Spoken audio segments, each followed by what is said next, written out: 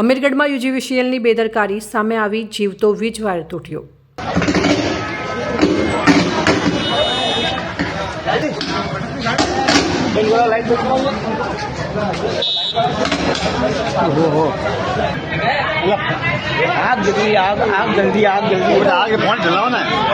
અમીરગઢમાં સતત બીજા દિવસે ડીપી લાઇનનો જાતો મેઇન વીજ વાયર તૂટતા લોકોના જીવ તાળવે ચોંટ્યા હતા।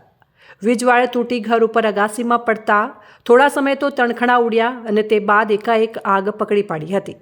જોકે નીચે ઊભેલા લોકોએ બૂમાબૂમ કરતા આસપાસના લોકો ભેગા થઈ ગયા હતા અને આ જ કેબલ નીચે આવતા આસપાસના લોકોને જલ્દીથી દૂર કર્યા હતા। સમય રહેતા વીજ પુરવઠો બંધ કરી દેવાયો હતો, જેથી આગને કાબૂમાં લેવાઈ હતી અને જાનમાલનું નુકસાન થયું ન હતું।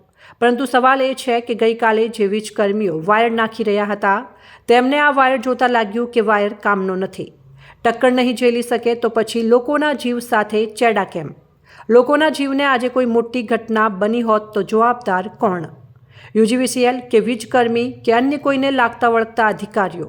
આ ચર્ચાએ લોકો મુખે જોર પકડ્યું છે।